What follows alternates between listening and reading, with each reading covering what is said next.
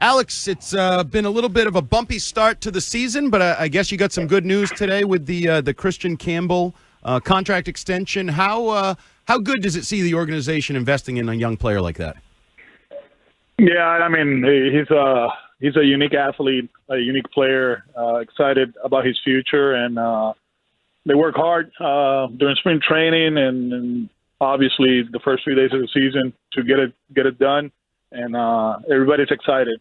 Yesterday we had a team function, team dinner. We were planning on doing that on the off day, regardless of if we're 5-0, 4-0-5, whatever. It's the off day, no families around, and we celebrated with the kid.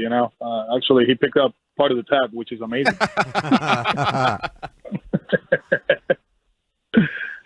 That's like almost in the NFL when they make the rookies pick up the tabs on those deals as well, Alex. So it's nice to know that you guys went out for a little team bonding dinner as well, because obviously, like we said, rocky start to the season as well. And Rafael Devers and his struggles have been, paramount to everything else and one of the bigger stories for the Sox in baseball. So now that you've had a chance to pull back and take a look at it, what do you think really has been at the core of Devers' struggles, and are you worried about him long term? This is only 5 games, right? That's the reality of it. Is he striking out at high rate? Yeah, that's the reality of it. He's been swinging at strikes. I think he chased against Nate early on, but besides that, he's actually swinging at strikes, swinging amazing in the zone. That's not perfect. There was a swing against Bautista in his last at bat that he was a little bit more in time, but I think that this notion of Rafi, people want Rafi to pull the ball, and as you guys know, Rafi's not a pull hitter. Rafi makes his living hitting the ball to left center. And after that foul ball, he ended up with a walk. I was like, you know what? That's a positive. Out of all the negatives that has happened, that's a positive. He stayed on the pitch. He was behind on the pitch. He tried to drive it that way. And hopefully today is the day that he gets back to that. In batting practice, he's doing a good job. He's staying on pitches, but not during the game. And I think I always say he's only a line drive to left field to get it going again, and hopefully it's tonight against Alphabet. Is there any concern that this has anything to do with the fact that he's not playing in the field? We've taken a lot of calls that people are like, he's thinking too much. He needs to get out in the field. That's part of his game. Any concern that this is related to that? No. There's more mechanics, and he's in a bad spot mechanically, and he's been grinding through it. Just not the start that we wanted and the start that he wants, but it's not related to the DH. I think he was very vocal in Texas. They brought up the subject, and he's like, "Hey man, let's turn the page on that because my swing and miss doesn't have to do with that." So we're helping him with everything. It's a new routine. We know that. But whoever thinks that not playing defense equals swing and missing, I disagree with that. I think it's more about the individual and the things that we have to do to get back locked in. Does this tie back into he got sort of the late start to the spring and it was pushed back a couple times? Does he just need time in at bats now? I can say that and use it as an excuse, but I won't do it because our right fielder right now is one of the best hitters in the league, and he didn't have too many at bats in the big field, right? The way I explained it, right? Like you get two at bats in the exhibition game, but they were getting 9 the next day. Was it against AA, AAA, big leaguers?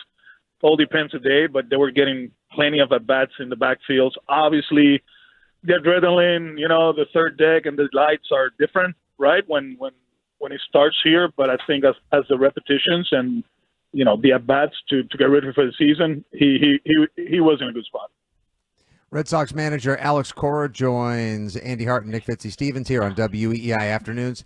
So, Alex, when somebody is prominent and as powerful as Rafi Devers struggles, sometimes you wonder if like a team-wide malaise could set in, or maybe everybody else would really try extra hard to pick him up.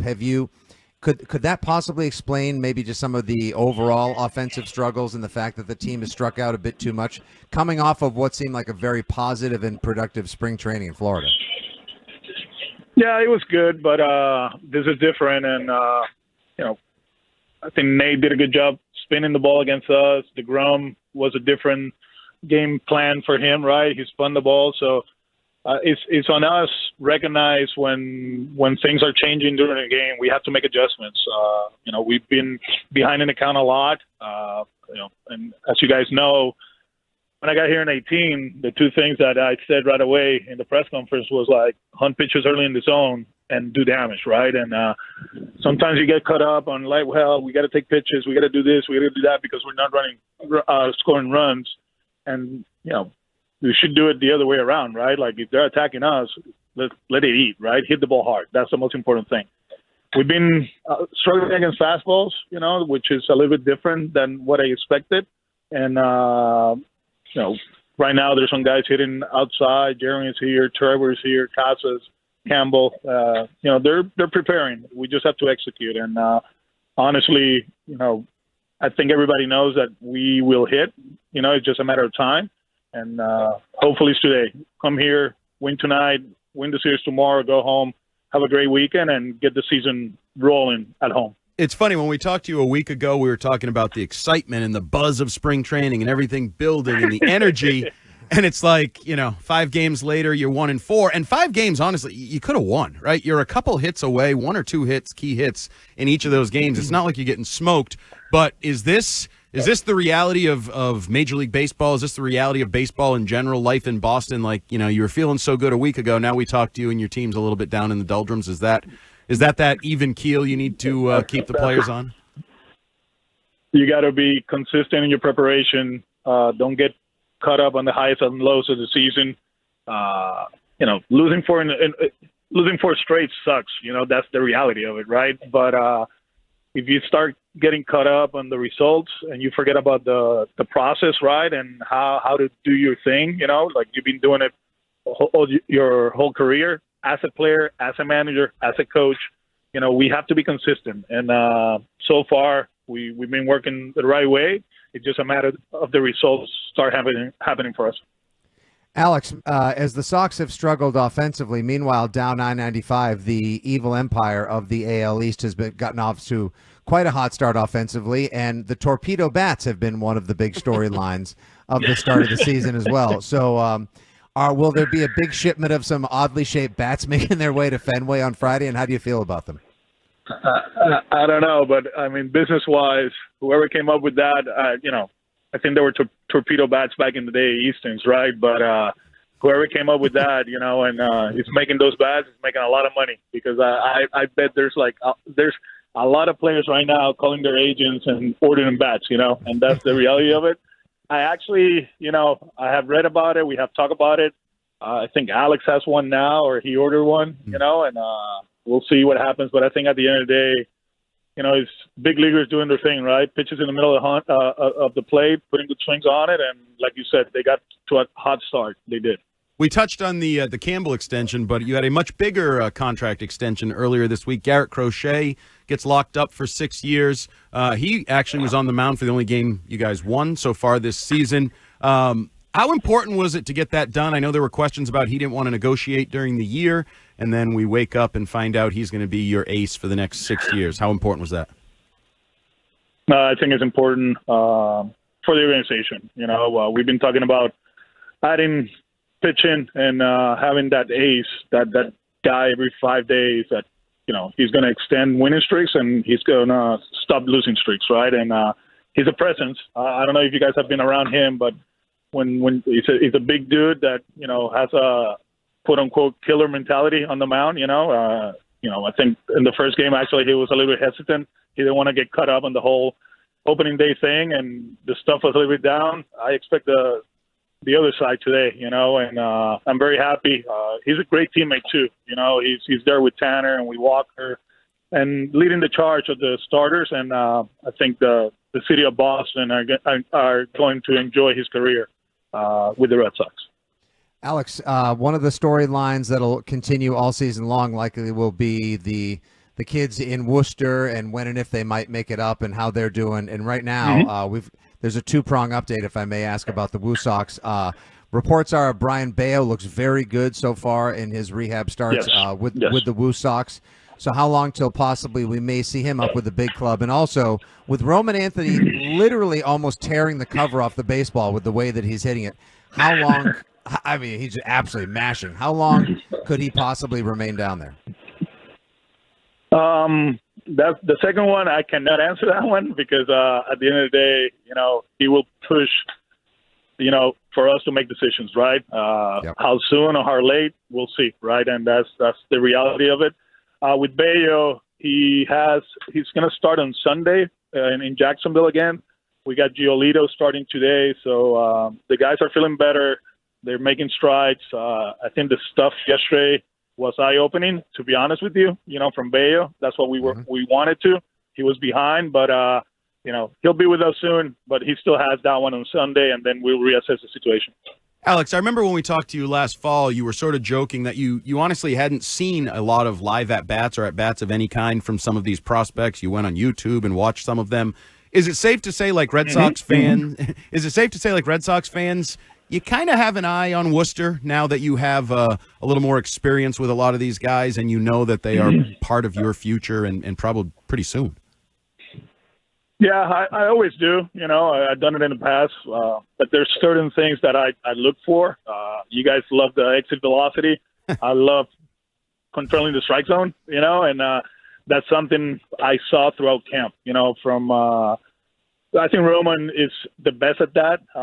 Casey is really good, but he kind of struggled in camp. A lot of stuff was going on, including contract talks and all that stuff, right?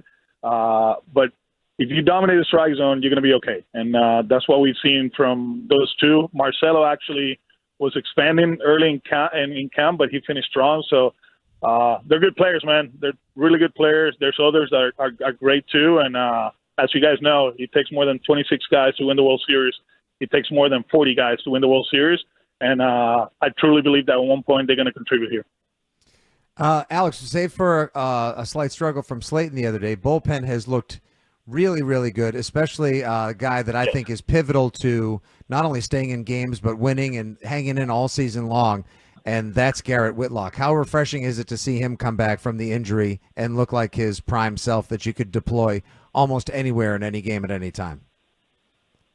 Yeah, I think he's important for us, and we're going to stay with the program. Just like in 21, we'll use it for multi-innings. I think it just helps gap the game, right? Like you go from the fifth, and you have Garrett 6-7, and all of a sudden you're in the, with Chappie and Slayton, and that's a good feeling. Justin Wilson is another one that he's really good, and I feel pretty confident with the bullpen. I think they're versatile, right? Different shapes of pitches. We got the lefties that throw hard, but then you got Bernie who can spin it, right? And you pick and choose when you're going to use them, but having that guy for 2 innings, kind of like Zach Kelly too, he will do that. It helps a manager make better decisions, to be honest with you.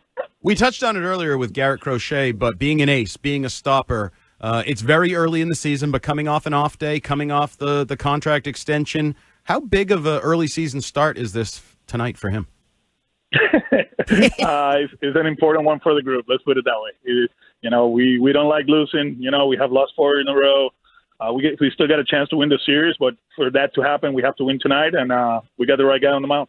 Any hints you want to give us to what's going to unfold? We talked to you last week, and you told us exactly what was going to happen. You said, I'm going to bring in Chapman in the 8th and Slayton in the 9th. You did it. It worked out. You won. Anything you want to tease for us today?